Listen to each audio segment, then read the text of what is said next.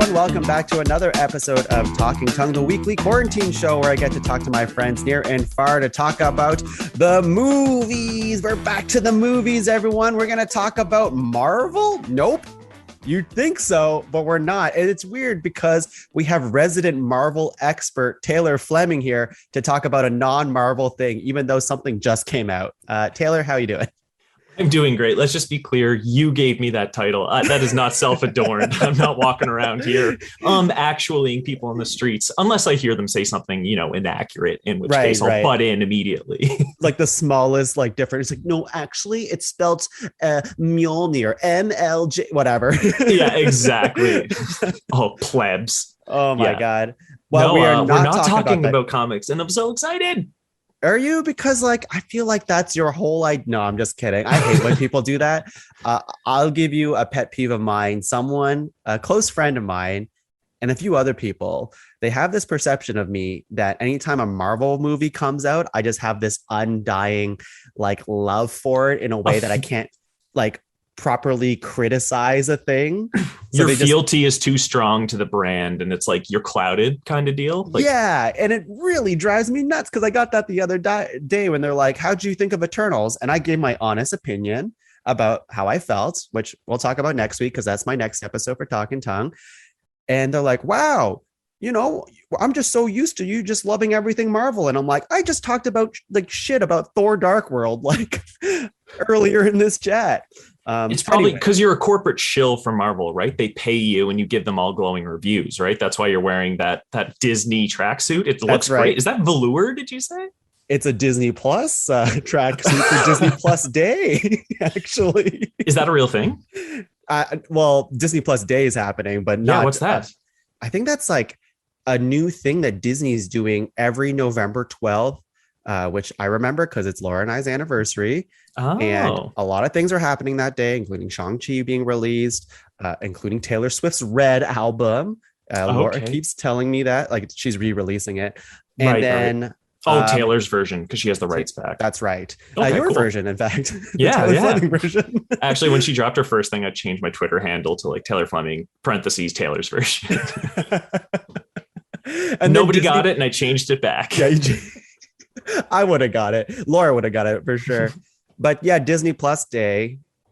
It's just I guess they're just dropping a lot of news that day kind of thing and creating original content that day too. Right. So yeah, there's a Simpsons thing coming out that day, which is one of those Simpsons shorts. You know how they've been doing a Star Wars one, a Marvel one. I saw a Marvel one and it was so bad. It was so bad. It was not even anything. This is a little tangent, but it's on this show. You're right. And we started the Simpsons Marvel one, and as soon as it starts kind of getting interesting, it's over. They show all of Springfield in the Avengers costumes, and that's it. It's done. It's just a shameless cash grab. I just want to one thing, since I'm recording over in Vancouver, I'm one of the friends from afar that you mentioned. Just before we begin, I'd like to acknowledge that I'm recording on the unceded land and territories of the Musqueam and Halkomelem speaking Coast Salish people. We want to thank them for allowing us to meet and learn together on their territory today. Thank you for that. You got to show respect, Tongue. Yes, I agree. And we should start doing that more often on this show. We've done it before. I need to write it down somewhere. But I'm not going to Google it live on the show. So yeah, it's I know it's the Kitchener Waterloo. What's the Tri-City area there? It's Kitchener, Waterloo, Guelph, Guelph. Region. That's the other one. Yeah. I do know it, but I am afraid of my pronunciation of it. Fair enough. Next and time. Again, it's like I said, it's about respect. So respect, respect, and let's respect Taylor's choice not to do a Marvel movie today. Thank you. You actually, this is the first time I think I got a choice on Talking Tongue. You were like, there are 4 movies coming out this month. What do you want to do? And I zoned in on Edgar Wright's Last Night at Soho. I'm so excited. This is my most anticipated movie of the year. Oh, okay. We will talk about that. Yeah. So let's skip ahead because usually we do a thing of hey, Taylor, how you doing? All this other stuff. Taylor's probably the most regular guest on this show. I poop a lot. Oh, that's cut that out. I appear on the show a lot. Yes.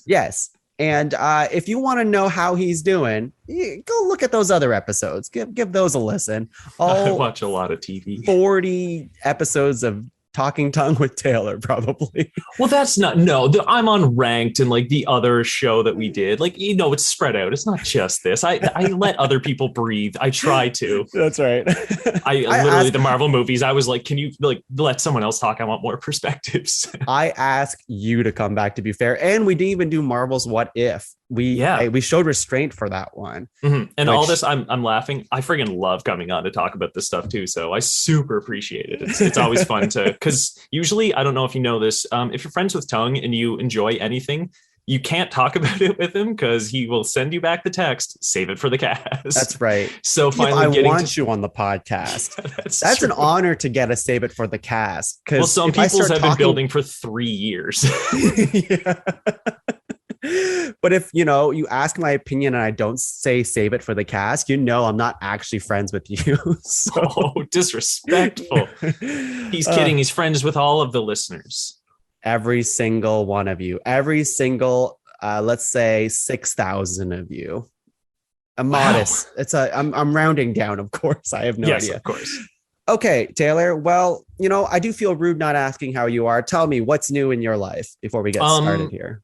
I just got a haircut yesterday. My hair's getting pretty long, so that's about it on my end. No, just working, doing our remote jobs. My partner and I, loving life. Did a little hike last week. Just kind of. I used to serve for years, so now we're in like the 9 to 5. We have the weekends off, and I love it. So we're actually just kind of making as much. We're going to do a pottery class next week, for instance. Hell yeah! Yeah, one of my other buddies, he's like, I want to make a mug. I was like, all right, let's go. So we're going to try and do, once, maybe twice a month, just try and do a fun activity because, as you can tell from the amount of episodes that I'm on Talking Tongue, we watch a lot of TV and we need to diversify.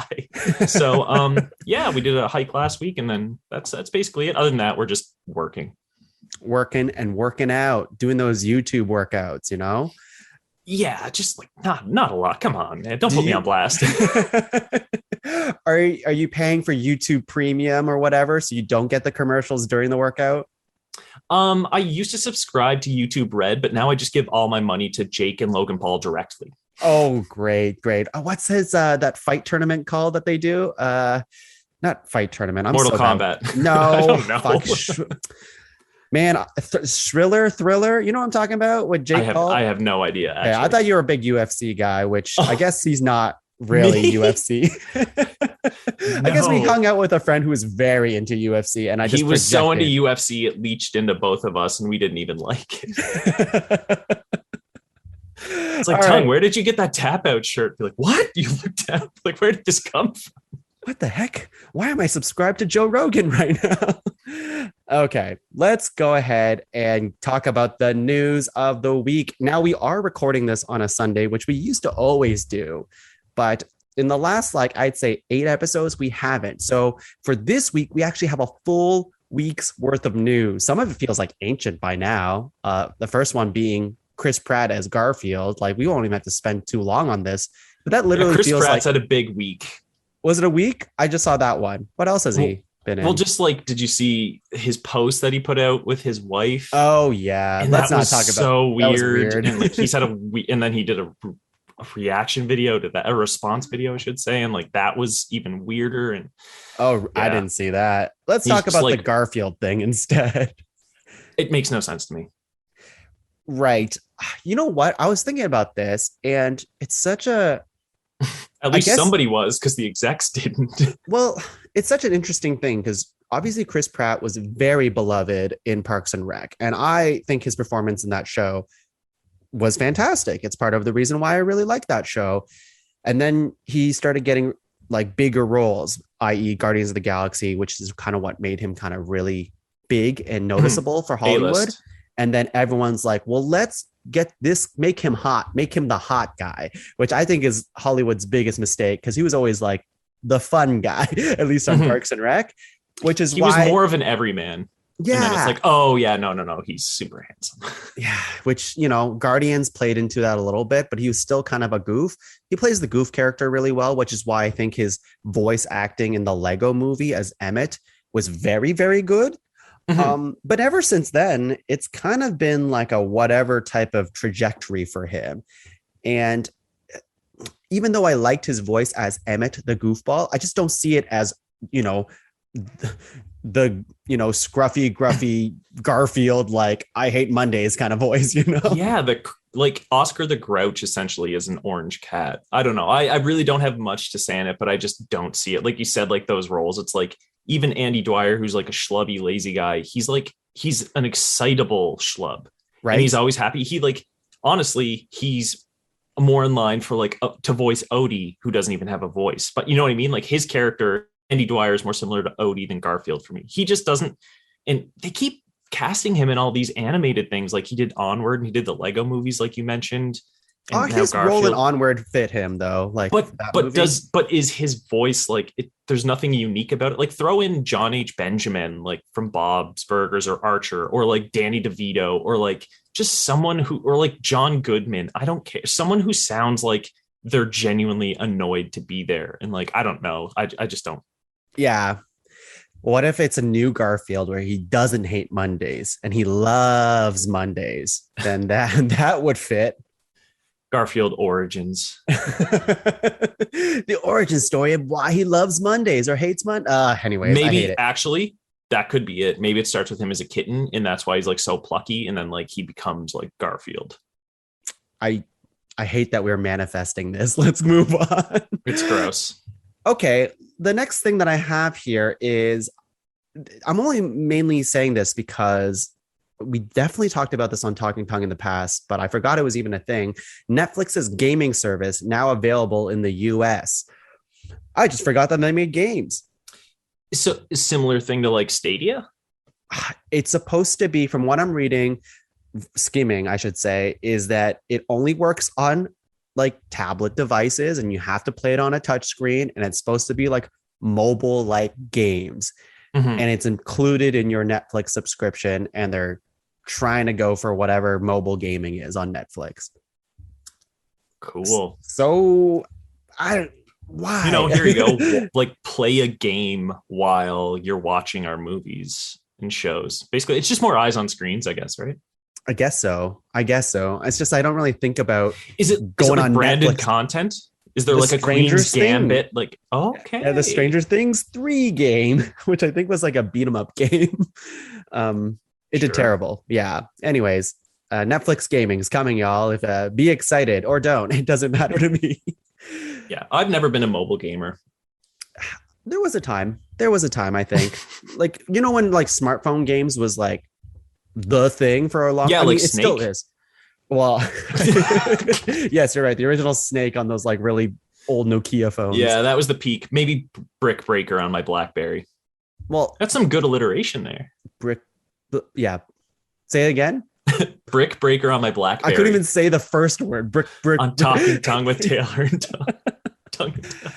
I mean, but like back then it was like Angry Birds and those other games that are like Angry Birds, and fair. It was quite a time, but now I just can't see myself ever playing a mobile game, especially with like a Nintendo Switch. You're right? too busy. Why too busy playing real games, if you will. Exactly. You've got your 3 Nintendo Switches set up playing Animal Crossing, like sharing crops from islands. Oh, baby.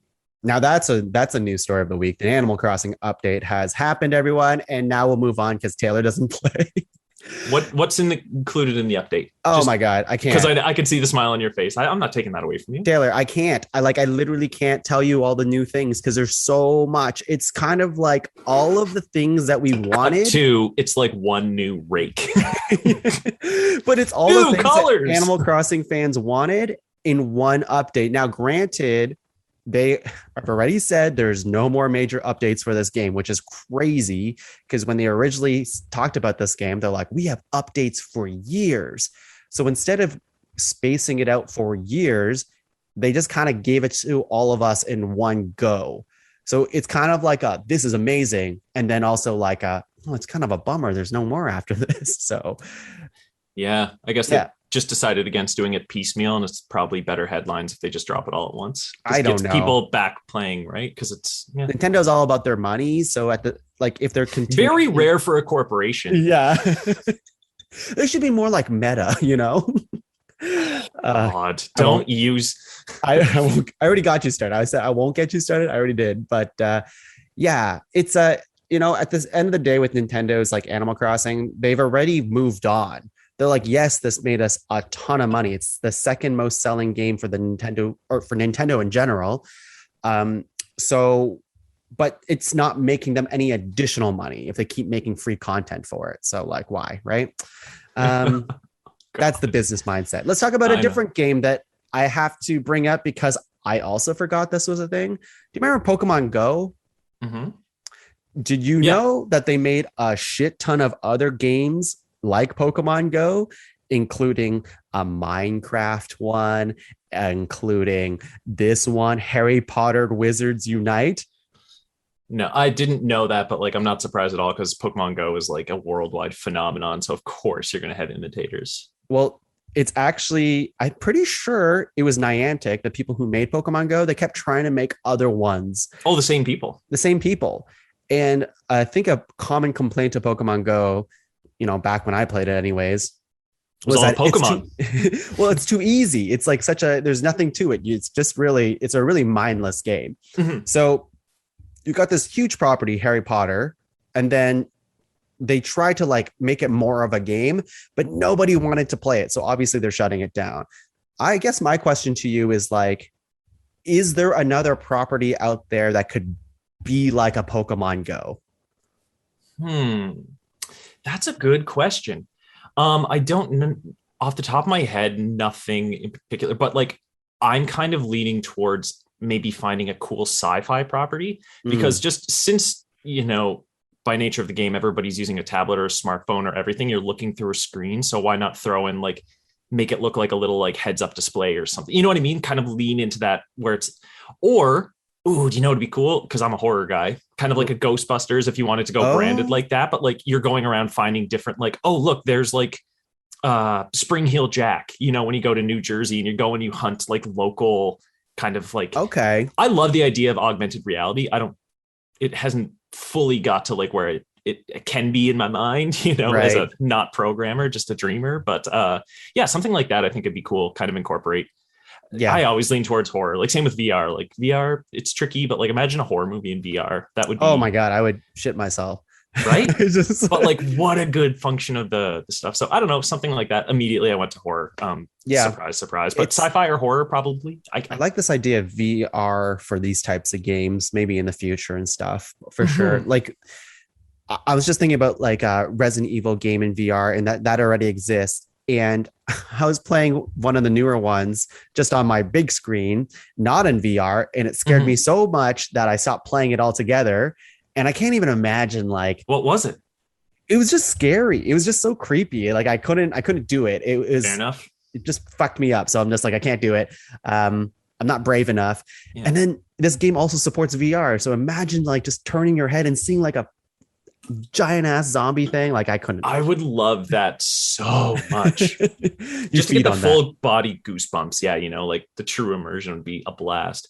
Yeah. Do you have any ideas for like properties or brands or anything for that? I'm still trying to think. Sorry, I'm talking about the Pokemon Go thing. I'm still trying to think in my head. What's nice about Pokemon Go is like, you're not going out and just killing things. It's more wholesome than that. You're still catching them or whatever. But like, so, you could make it like, oh, go out and find a thing and kill it. But that's, I don't know if you want to go in that route necessarily. Keep it kind of nicer. I just don't know. Like the Harry Potter one seemed like, say what you will about Harry Potter, but that's a huge like property. You'd think all of the Harry Potter nerds out there would unite for this reason to go do wizard shit together. I think the fan base has been pretty split. Yeah, that's probably true. Or it's just not a good game. I know they're making a Pikmin one. Nintendo's teaming up with Niantic for a Pikmin one. They also did a Transformers one for some reason. So you go look at shit and it turns into like a bumblebee. And you catch a bumblebee. Seems like they're just obviously trying to recapture that, but it was the novelty of it was the first one. Nobody had seen anything like it, so it's just like if a new one comes out, even if it's they did an Avatar: The Last Airbender thing. It's like Pokemon Go. It's like, oh, okay, no, I'm good. Yeah, I know what that's like. I did that in like 2016 or 2015. Right. Anyways. it's just something I thought I'd bring up. It's getting shut down anyway, so we'll see what the next thing is like, I guess. But my next story for you is Mighty Ducks season 2, which I forgot there was a season 1 to this thing. It was supposed to be like the Disney version of Ted Lasso. They were saying. It won't include Emilio Estevez. Emilio! Thoughts? I didn't even know this was a show. Right. I don't know how to feel. I'm riveted. I'm shocked. I also forgot it was a show, but it was supposed to be like, I remember when it was first pitched, it was the family-friendly Ted Lasso, but except for Emilio Estevez is like it's like a, kind of a grouch, and then he's turning it around kind of thing. I thought it did very mediocrely, but apparently it won't have Emilio for season 2 because of he doesn't like the vaccination type of rules that are being in place. So yeah, into the bin it is. I didn't know that was a show, but I just know one slightly good story about Mighty Ducks is do you remember the character Goldberg?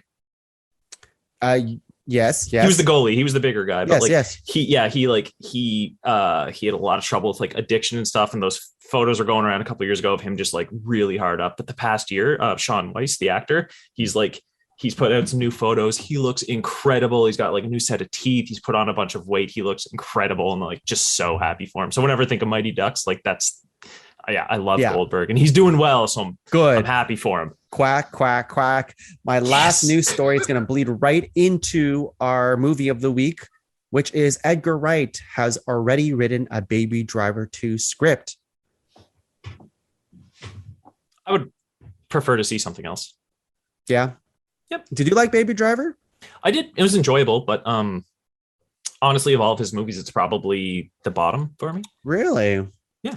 I actually haven't seen it more than once. So I think it's a victim. Can we just use this as a precursor to talk about Edgar Wright movies so people know who he is? Yeah, well, that too. But also, I feel like with Baby Driver, I think it's very stylized. I really like the beginning of Baby Driver. I forget what happens later on, but I think it got tainted a little bit because it does feature Kevin Spacey as like, a hero role. Yeah. And that makes me want to go back. It was in the same year whenever the allegations about Kevin Spacey first surfaced. Well, like to the mainstream media. So it was just like, yeah, the timing. I saw it in theaters, and then like I remember a year later. So I'm like, I'm cool on that one now. Yeah, I don't need to see a second one though. Like you're right. Like I don't remember what happens at the end of Baby Driver, but it would be cool if he got to do something else because obviously he has a really cool mind, right? Like he has the capabilities of writing some really neat shit, like our movie of the week. I thought like just real quick in Baby Driver, I forget the waitress's name. I think it was maybe Angel or something, but at the end, Baby and Angel, whatever her name was, they left together. But like those were the two least interesting characters I found. Like I love John Hamm, even John Bernthal when he popped up. Like even Kevin Spacey's character was better. Like I liked all the side characters, and then like those two, I'm like I don't care. Yeah, I know what you mean. But let's talk about something you do care about. Maybe. I don't know. I haven't actually asked you your thoughts on this because I told you to save it for the cast. But here we are. We're on the cast. Taylor, can you introduce the movie of the week? This week, we watched 2021's The Last Night in Soho. I got this kind of gift. I can see people, places, things others can't. This is the closest most people ever get to their dreams.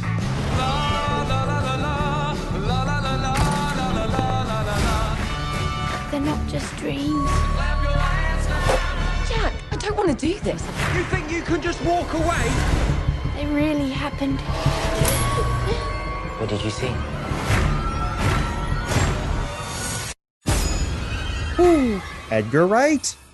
Kevin Spacey's not in this. He's nowhere to be seen. I heard they hired a PA that just said, hold a sign that said no Kevin's on set. Taylor, can you give a setup for this movie, general synopsis? Yeah. So this movie basically it follows this young girl, Eloise, Ellie. She moves from kind of southwest. She's in Cornwall, southwest England. She moves into the big city, and she's a fashion student, and she's in love with the late swinging 60s. She has a super idealized vision of it. But she's just kind of like a church mouse. She's super timid by everything, and kind of she doesn't get along well with her roommate. The kids at school are kind of mean. And then she moves out into this flat, and she takes the top room. And whenever she's there, she starts to experience like these very vivid dreams of like she's back in 1960s England in Soho. And they go to the Café de Paris, I think was the name of the club. And she's following this blonde girl who goes into the club and is just introducing herself to people. And she auditions, and she's Ellie is just swept up. She's following this girl for the whole thing. And she has just like, it's incredible. It's the life she's always wanted. And basically from there, she starts to just like really get obsessed with these visions and going back to it. But then like everything might not be as glamorous as it seems.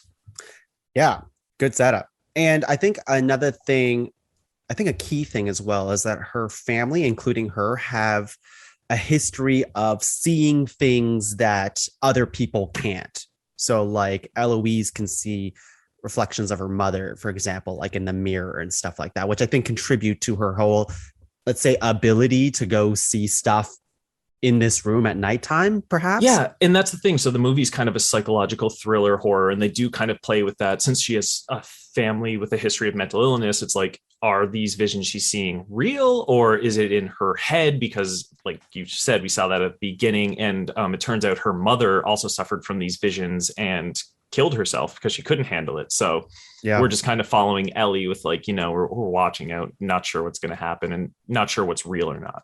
Yeah.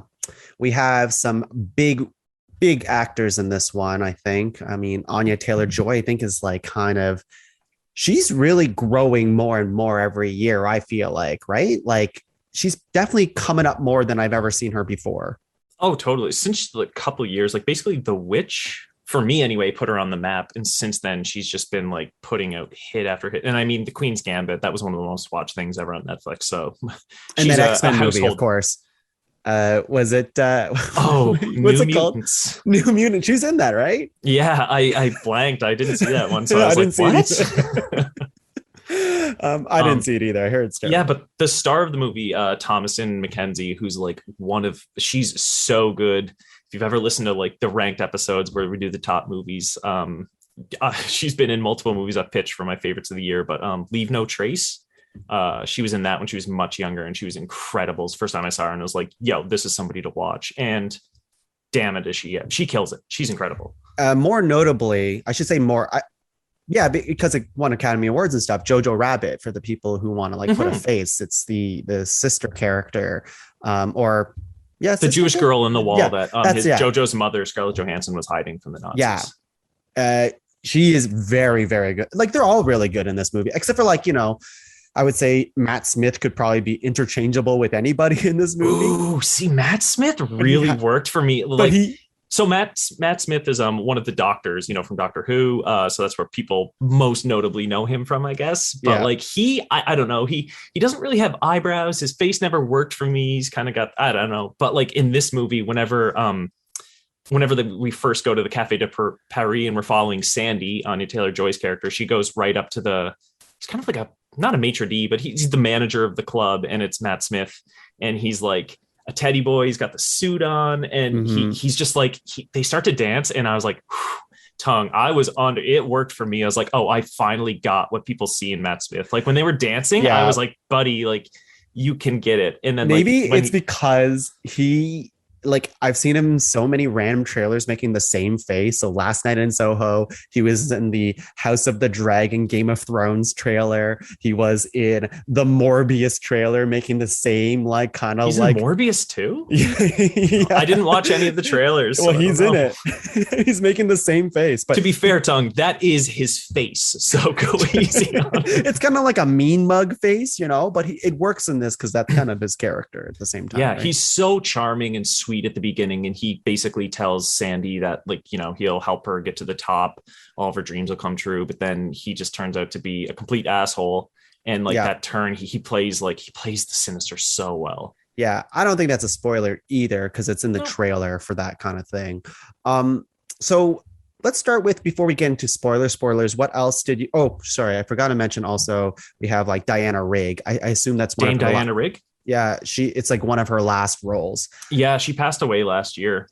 She was like Emma Peel in the Avengers, not like Captain America, Black Widow Avengers. Like I'm talking like the 1960s, like the British show, The Avengers. She was Emma Peel, who Uma Thurman played in the remake in like 98 or whenever that movie came out. But it's an Edgar Wright movie, so you know the supporting cast is just stacked, because like we also have Terrence Stamp as Hansy, and then like even the art teacher, I forget her name, but did you ever see the show Father Ted? I did not. Oh my God. It's an old Irish sitcom from like the mid 90s. So funny, but she is Mrs. Doyle. So if anyone who has seen Father Ted, Mrs. Doyle is the art teacher as well. It's just like everyone is someone, and I love it. How about the friend character you have? His name is Michael Ajao. I think I'm saying that correctly. Who's he from? Do you know? Have you ever seen Attack the Block? That's the only thing I know him from. But that was a movie, actually. That makes sense, because Edgar Wright co-wrote it with Joe Cornish. But Joe Cornish, who I think he did The Grey with Liam Neeson, Wolf Fight. You remember that movie? Yep.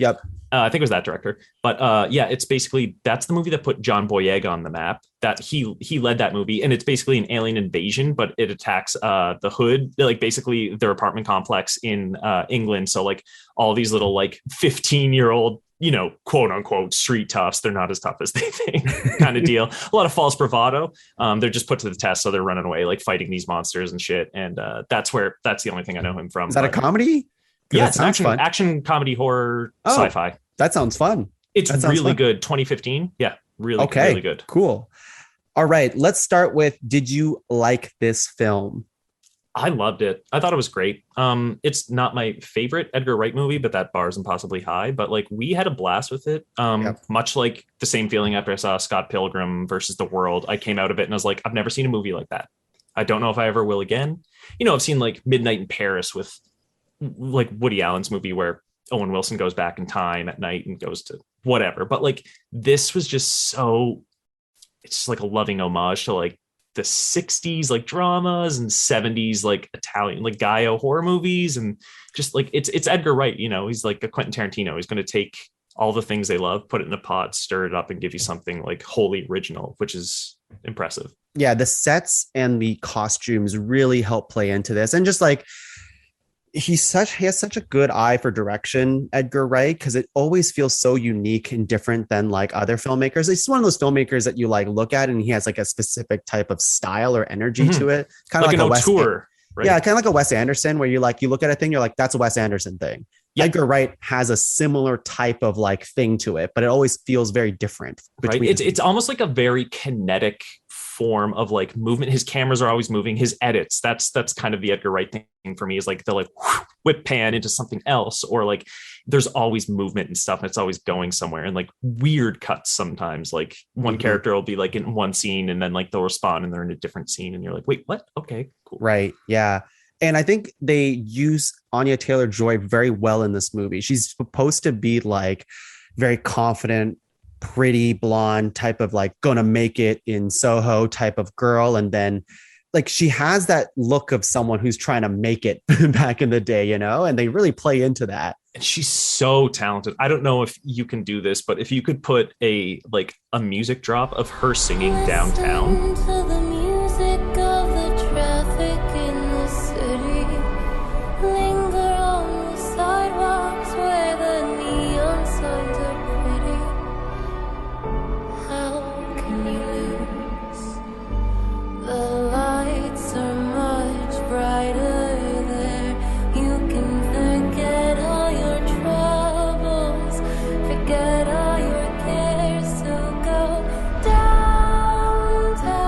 But that was Anya Taylor-Joy singing. That's all her.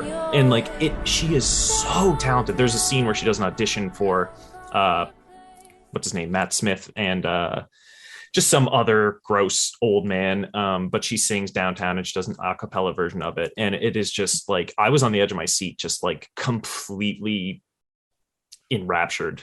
Right. And it's so weird because in the other take of it, because she's Princess Peach, as we know as well. She's the voice of Princess Peach for the new Mario movie. Right. So in the other take, she goes da, da, da, da, da, da, da, da, da, da, da, da, da, and it's much more jarring. They cut it from the film. Yeah, I was gonna say it's good they didn't keep that. Anya Taylor-Joy, can you stay on task, please? We know you got hired for the Mario movie, but we got to finish this one. Get her the right side. She's got the wrong script. Yeah, she was so freaking good. Like everyone, I thought you're right. They all were, and this was sad because when I was watching it, I was like, oh man, that looks like Diana Rigg, but she definitely passed away, right? So, but knowing that it was one of her last films, I'm like, damn, she's so talented. I saw her live in, I think it was New York or something. Yeah, I was with Laura and we were seeing her for some play, and I forget, My Fair Lady, that's what it was. Nice. And we were watching it, and we saw her live and got to perform, and she's just so talented, and she sells it so well that it was just made me bummed out that we lost like a really good actress. Yeah, in this movie, she's just like the kindly old lady. Basically, Ellie, she doesn't get on with her roommate, so she moves out and she finds this flat and she takes the top floor, and Dame Diana Rigg plays Mrs. Collins, who lives on the first floor, and she's the one renting it out. And yeah, it's just, the cast is impeccable, and like the direction, like I mentioned, the editing. Like there's a scene whenever Sandy first gets to the club, and then she takes Matt Smith out to do a dance in the middle of the floor, and they have this sequence where he's doing, it's not quite swing dancing, a little bit because there's kind of a little throwing, but he's spinning Sandy, but then like one moment, like her head will turn and then it's Ellie, like it's Thomas and Mackenzie, and they're just switching back and forth between these actresses. And they did one digital switch right at the beginning, but then every other switch is like a practical effect. It's like the girls are standing off screen, just off camera, and then like he swings out, one of the girls switches hands and pulls the other one back in. I was gonna ask like how that was done. It seemed like it was practical, but I didn't know for sure. Well, yeah, they wanted to go all digital, but he wanted to go practical. And I was reading that basically the choreographer or whatever, she came up with 6 ideas about how they could do it. To do the switch, and he's like, well, why don't we just do all of them? Like, why don't we just keep going and go as long as we can? So the scene is really long and the camera's just spinning around and moving with them, and they're dancing and switching back and forth. And he's like, yeah, we used all the creative ways we could. And like that's called a Texas switch. And like movie making, I don't know if you've ever heard that term, but it's like, picture an old cowboy. That sounds made up. Well, all words are made up, Tom. Yeah. The picture like an old cowboy on a balcony, and he falls like out of frame, and then like the actor pops up in frame, and he's like, whew, dusts himself off and goes. It's like when you just like swap out a stuntman or a dummy or something, where like someone goes off frame for a split second, and then the other one pops in. Why is it Texas? Because cowboys and like the old westerns, they would shoot a lot of them. That's why I use the cowboy balcony. Right. All right, you pass film school 101 here. That was all bullshit. Don't tell him I made that shit up and he nailed me. Speaking of like just the Anya Taylor-Joy and Thomas and Mackenzie kind of like, I would say dynamic, at least on film, not like their relationship to one another, but just like how they're always kind of like together in scenes. Tethered. Yeah, that's a great way to describe it, because you can have Anya Taylor-Joy's character Sandy just walking, and then you have Thomas and Mackenzie in the mirror and just like watching it all happen. And that's always kind of happening anytime they like flash back to Soho, like the 60s. It's always through the mirrors. Yeah. And like different, she'll be sitting in the booth and like there's a mirror in the wall. So then Ellie will be sitting on the opposite side of the wall next to her. Ooh, a great cameo in this movie, because Edgar Wright always has creepy twins. At the very beginning, whenever Ellie first walks into the Café de Paris, she walks in and there's a great big mirror on the left side of her. And that's when she first sees Sandy and she are the same person. And a maitre d' or whatever takes off her jacket and she looks in the mirror. There's no mirror there. That's actually, they just had like, a wall, and they were just mirroring each other's movements. But I forget their names, like George and Oliver Phelps or whatever. It's the Weasley twins.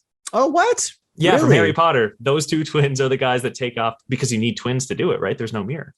Oh. So they cut their hair different, and apparently the actresses didn't even know it was them. When they learned, they lost their shit. Wow. That's a fun fact. That's fun. So really cool mirror stuff, and like just little things too. I love, like, so Ellie starts to like, after her first couple dreams, she starts to cut her hair the same way. She dyes it blonde. She starts dressing in like the pinks like Sandy does.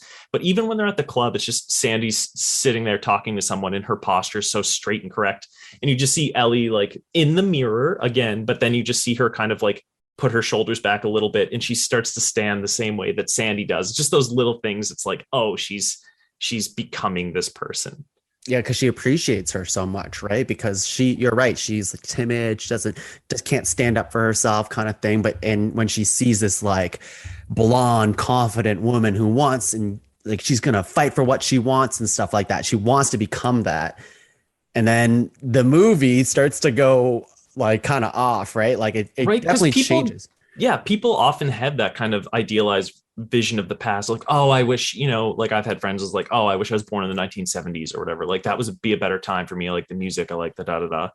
But yeah, like I don't know how far you want to get into the spoilers with this movie, but it's just like this, the late 60s for a young pretty blonde girl in the club scene, not a great place to be. And like that's what the movie turns out to be. It's just like, I mean, there's a reason Ellie keeps seeing Sandy like she's a ghost, right? Like she's there's a lot of bad stuff that happened that like is making these visions and this energy stick around. So it's like, yeah, I don't know. It's a good new movie. I don't know if we want to like.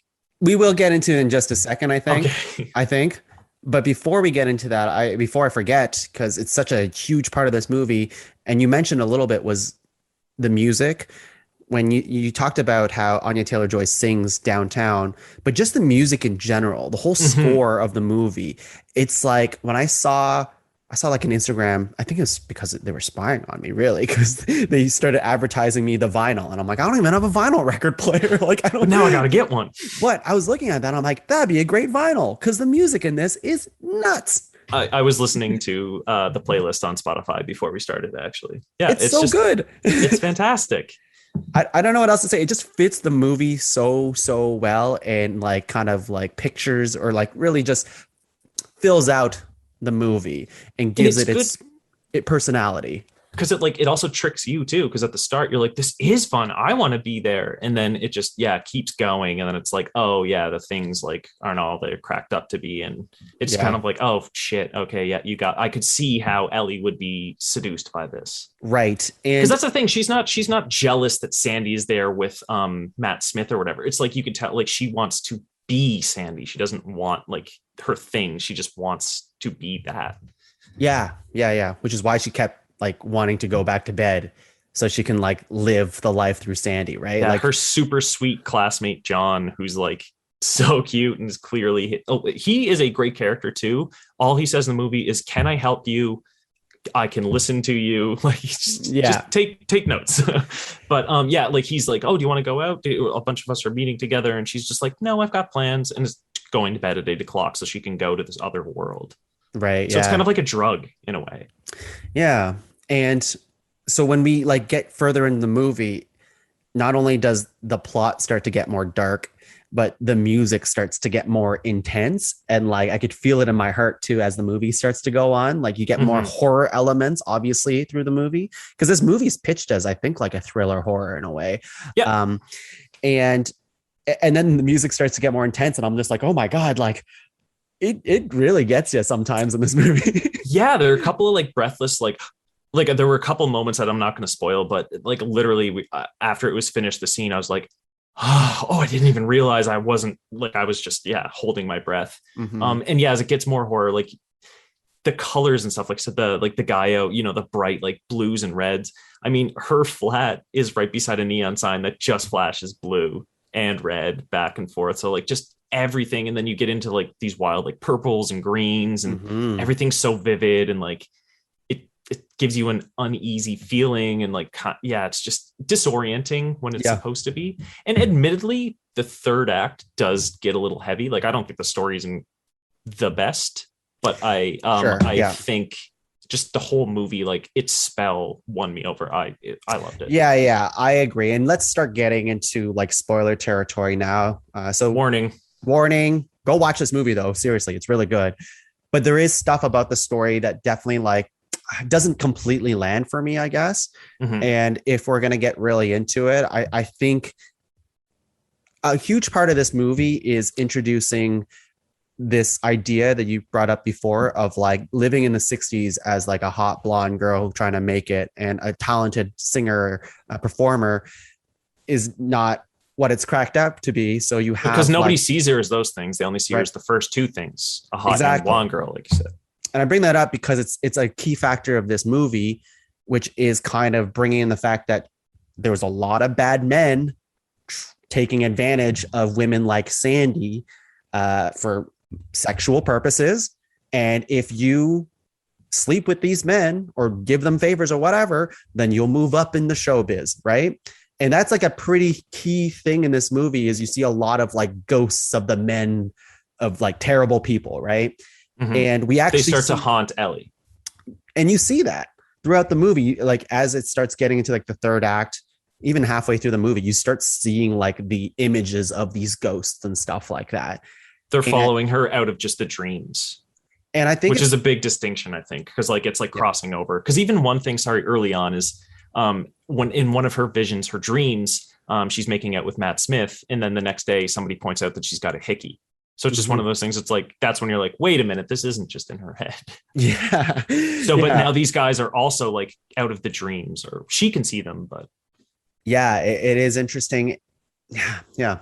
It is fun seeing like what's real, what's not real in this movie. But it seems like, like she has the hickey. So I'm like, well, how did that happen?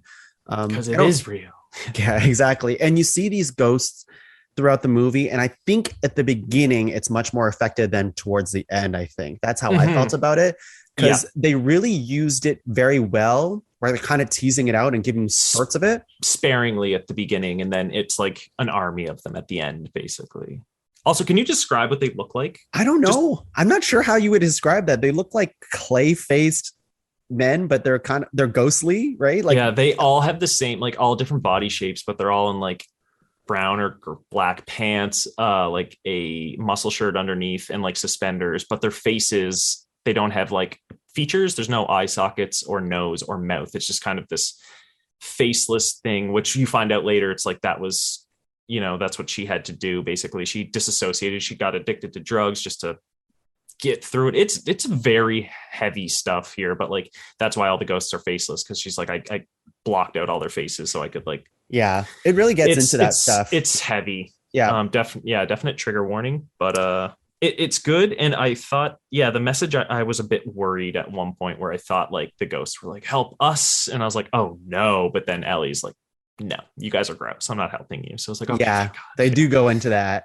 So like, I think for the most part, they play into all of that messaging pretty okay, if not a little heavy-handed sometimes, because they kept bringing it up over and over again, like the lines of that's a pretty name, or like that's a pretty, well, I forget exactly what they say. There's like a scene where it's just all the gross stuff, gross stuff, but they do it again and again, right? And I'm like, I kind of get it. But but I feel like if you were a girl, you'd be like, because they don't stop, right? No, like, I know. Do get it again. I know what they're going for. I just mean like messaging wise in the movie, I feel like I could have seen something else. This is just why I think the actual ghosts start being less effective throughout, because you see them more and more and more. Yeah. But this movie also, worth noting, it was co-written by Christy Wilson Cairns, who Edgar Wright usually writes his stuff alone or with like, one of his good buddies. But she wrote 1917 screenplay for that. So that's her only other credit, but she's Oscar nominated. So she brought a lot of that stuff. And I feel that, just a lot of the things with Sandy and Ellie and just kind of their characterizations, I feel like a lot of that came from her, because like I said, there were a couple moments where I was like, this is, tread carefully, because this stuff is like, it's sensitive. But I think, the third act, like I said, it gets a little muddy, but I think ultimately like the story or the message, I was like, I get it. I get what you're going for. And like, I think they stuck that. And I think that was her. I think that was Christie's involvement. Yeah, I agree 100% with that. Like, I'm not sure what else to add to that. I think there's like some things that I also felt were a little bit kind of not my favorite, I guess, which is you have the old man character. Terrence Stamp, that guy, right? Loved him, Pansy. I just don't understand, I guess, his like involvement in the movie that well, because he's kind of like a red herring, or really just like totally. That's all he is. And just it just bothered me because you find out that he's not actually the killer that they've been looking for. Jack. Yeah, exactly. He's not the Matt Smith. He is just the cop that was talking to Sandy back in the day, trying to investigate this whole thing. Lindsay. But that character bothered me because he always acted like such a fucking creep all the time. And like, even towards before he, again, spoilers, dies, he's just like, he's trying to meet her at the bottom bar just to talk to Thomas and Mackenzie's character, and he's just being like kind of like a real kind of weirdo and creep about it. And then it's just like, well, I'm not actually the bad guy, and then he dies. Well, see, there are so many. There's like twists on twists in this movie, but that one I really liked it because we saw that so basically in the present day, Ellie is she's trying to find Sandy's killer because she saw a vision of Jack murdering Sandy. So that's basically her raison d'etre in this movie. She's just trying to figure that out. And there's this old creepy guy, Hansy, at the pub who's like, you remind me of Sandy because of her blonde hair. And he gets kind of like obsessed with her. And she's like, that's Jack. I'm gonna finger this guy. But watch more noir, Tuong. It means something different. Yeah. I'm sorry. But then it turns out he wasn't actually Jack, and they're like, what? No, that's Lindsay. He's an old cop. And then we get a flashback. He was the only guy that Sandy spoke to in the 60s that we saw that actually was like, you're better than this. He's like, what's your name? She's like, Sandy. And he's like, what's your real name? And he's better than this. You can get out of here. And he was trying to help her. And then retroactively, when you find out that he's not, so he was an old vice cop, basically, that like he knew that was his beat. But then it makes sense, everything he said before, because the things that he's saying to Ellie, he's like, because she's trying to feel him out, be like, she's trying to question him, figure out if it's Jack. And he's just like, oh yeah, I knew Sandy. Be like, oh, I knew all of the girls around here. Trust me, I spent a lot of time with them. And he'd be like, oh yeah, I try to help them out, like give them a little this and that. And like, just because we're so primed to be like old white guy, which fair, creep. But like, then you find out that they're like, oh no, he was actually the only person that was nice to Sandy. And the reason that he knew all the girls is because he was trying to help the sex workers that were there at the time. Yeah. And like, just all of his, like, literally, if you go back and like read his lines through the light that like, oh no, I was there helping them, but we're picturing, oh no, I was there hurting them. But all the lines, it's just like one of those, an image where you flip it upside down and it's something else. It's like, It's kind of like that, where it's just like, you son of a bitch, which is such an Edgar Wright staple as well. Usually in like the Cornetto trilogy, Shaun of the Dead, Hot Fuzz, The World's End, he'll tell you the plot of the movie in the first 5 minutes. They'll do like a quick and be like, this is what we're going to do. We're going to do this, go to the pubs. But then like you watch the movie back and you're like, oh, he literally said every one of the scenes that was going to happen in the movie. Mm-hmm. So his stuff is always like, it's rewarding on repeat viewing because it's so layered and you can watch it a different way this time. Yeah, I could definitely see it playing better the second time I watch it, knowing that information. I guess like the twist didn't work for me because he was such a creep throughout the entire movie. At least that's how they filmed it. They made him seem like such a weird guy, kind of stalkerish, right? But no, because the bartender, she's like, yo, what's this guy's deal? And she's like, oh, don't worry. Oh, Hansy, don't worry about him. And he's called Hansy because he's got his hand in, like you assume because he's like a creep and feeling up all the girls. He's Hansy because he had his hands and everything and he was trying to help people out. Mm-hmm. Do you know what I mean? So it's like all those things where it's like, oh, Hansy, what a fucking creep. And then like the rest of the movie, you're like, fuck this guy. And it's like, nope, I misunderstood because Ellie didn't ask questions. That's fair. You know what? I'll give that the benefit of the doubt. And when I do, because I will rewatch this film because I did really like it. Mm-hmm. I'll see it through that lens. It just didn't work for me when I was watching it. Oh, and that's totally fair. Yeah. It's like, wait, who? Who's Lindsay? What else did you think about this film? What other thoughts do you have about this? Yeah, I don't know. I just thought it was very well cast. Choreography is incredible, as like every Edgar Wright movie. Just really creative use of camera tricks, the mirrors. We should talk about, I guess, the twist of this movie, which is Diana Rigg's character is Sandy. Did you see that coming? Yeah. Yeah. Well, just because we didn't know her name and like, it was just Mrs. Collins. And that's the thing with Sandy's too. Her name's Alexandra. She goes by Sandy. She goes by Alex. She's always switching up her name and stuff. So you never have a firm. So like Ellie's trying to find the missing persons for like her report. She's trying to find Sandy's dead body. She goes to the library. She's looking up a bunch of old newspapers. She can just find a bunch of missing men. She can't find anything about Sandy. She's like, oh, I can't find this chick. But then it turns out her vision was wrong. Jack didn't stab Sandy. Sandy murdered Jack. Yeah. And then she got a taste for it. And all the men that have been like sexually assaulting her, taking advantage of her, she started luring them back to the flat, the same flat that Ellie is now living in, and murdering them there. So and now like you see it too, and it's fucking she owns them. She rips them apart. And yeah, it's brutal. So then does she like hide them in the walls after? Is that what puts them in the walls? She puts them in the woods, which is also, again, this is why Edgar Wright movies are so good. Do you remember at the beginning? She's like, oh, just remember keep the windows closed in the summer because the smell rises up. It's not the smell of the dumpsters. It's the smell of the rotting bodies in her house. Right. There you go. Do you know what I mean? It's just like, and even like little things whenever Ellie's first walking and she goes by like a phone booth when she first sees Hansy coming out of the like girls. She comes out of a strip club. So that's why I didn't like him off the rip. But like there's a sticker on the phone booth and it's like every man's dream blonde.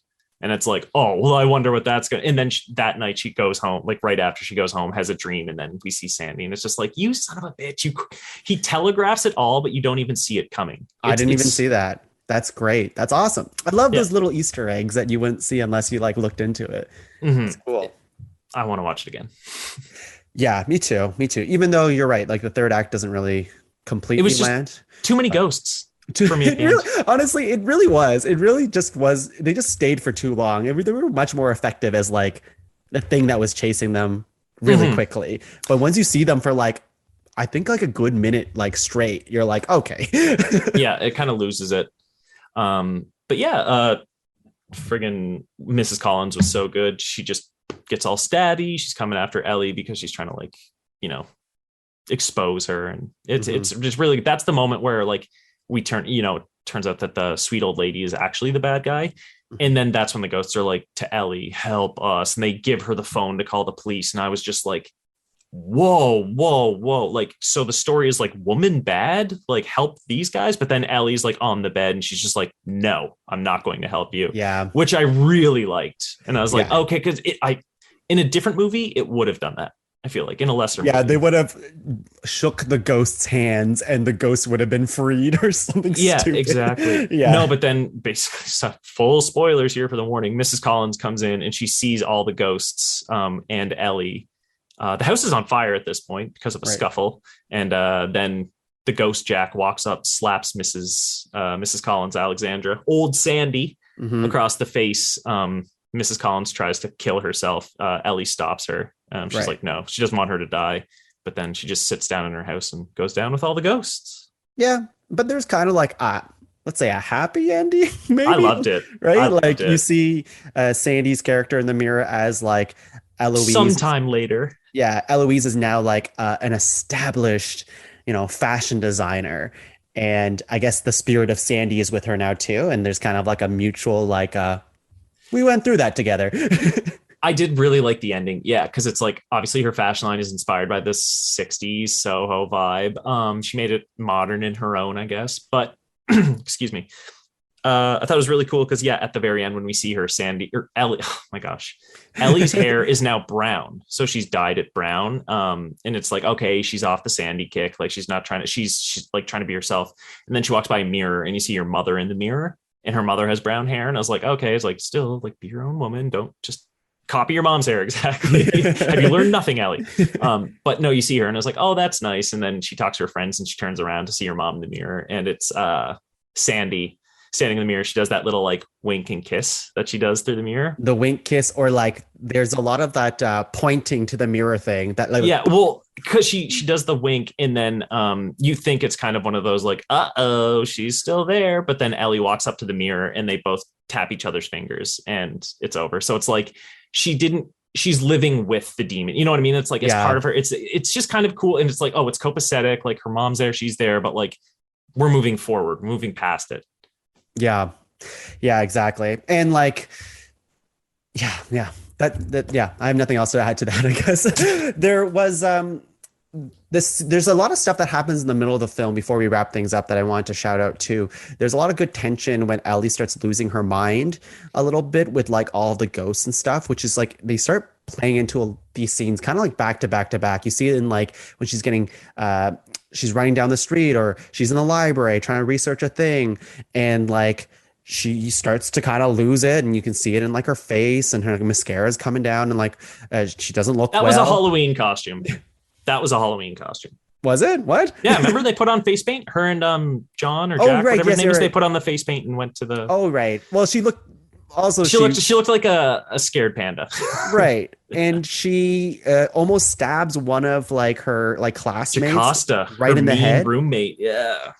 Oh, what a mean roommate. She was overly mean, but yeah, sure. Like kind of too mean, but I get it. Yeah, it was like cartoonishly mean, but she wasn't important, so whatever. No. But it was like intense when she like almost stabbed her. Yeah, she started deteriorating very quickly because of the visions. And it was also cool because she has this like, you know, she's telling some people, she goes to the police at one point, a couple detectives, but they're like, do you have a history of mental health issues with your family? And she's just like, a little bit.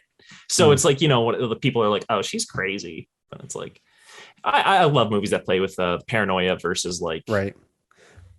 Well, even in the scene when she brings her like friend character and they're about to have sex, and then she starts seeing like the ghosts and stuff like that, and she's screaming and stuff. Well, that's when she sees the witnesses the murder, Sandy's murder. Super intense shit there. Like it was like uncomfortable, right? Because like the friend was being a friend about it. He's kind of like a gentleman. He was so scared. Like, at that moment. And again, he's like, what is happening? How can I help you? How can I help you? Yeah. And then friggin' Mrs. Collins busts in. She's like, I'm going to call the cops. And he's like, fuck this. And beelines it, which like, good. Which I like about afterwards, because he goes back and talks to her like a normal person again and says, hey, what happened? Like kind of thing. Not like we're not talking anymore because of this. You invited me to your place. My ex-girlfriend's crazy. Yeah, like, none of that. Yeah, exactly.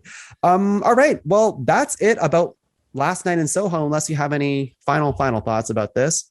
I feel like talked it to death, and there's a million things. Like if we watched it another time, we could probably go another hour on it, because we would discover that many new things. If anything else, you should just watch it for its like awesome visuals and music, right? It's really unique. It is. Yeah, it is very good. Probably one of my favorites of this year so far, I would say. Definitely. Yeah. I think it kind of, probably favorite so far.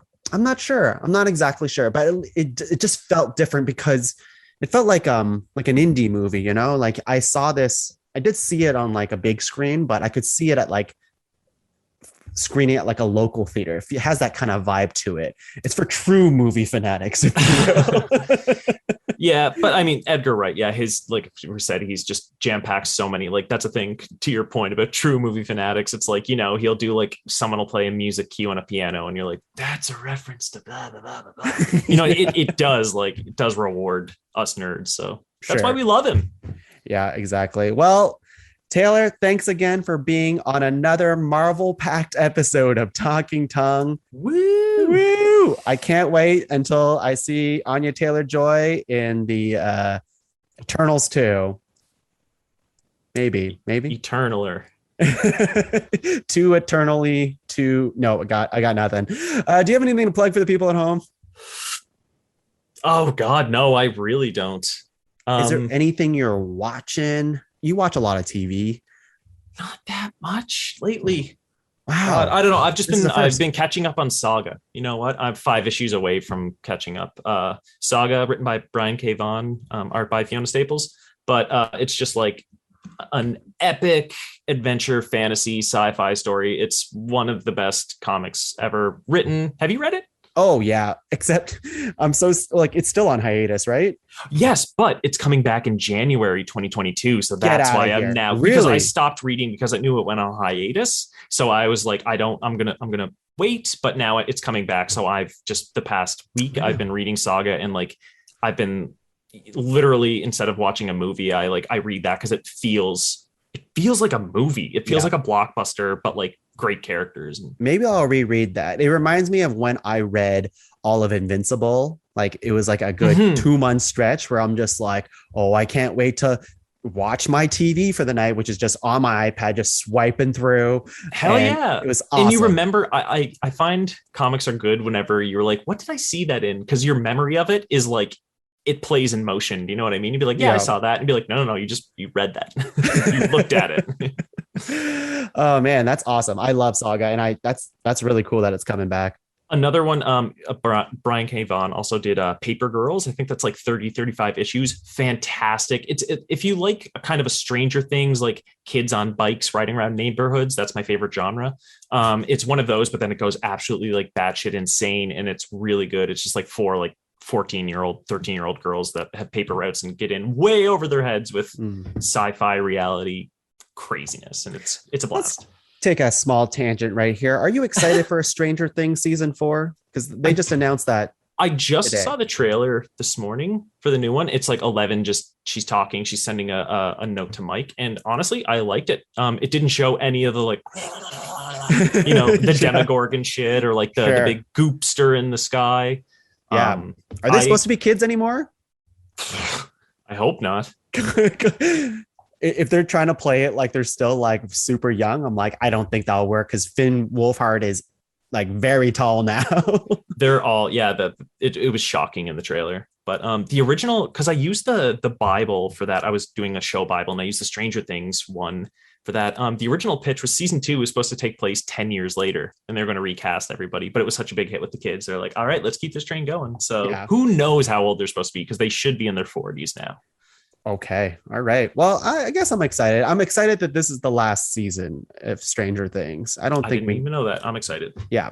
Just wrap it up. All right. And speaking of wrap it up, we should wrap up this show. We've already been going for a little while. So you can find the rest of the shows in the Pod Cavern at www.podcavern.com.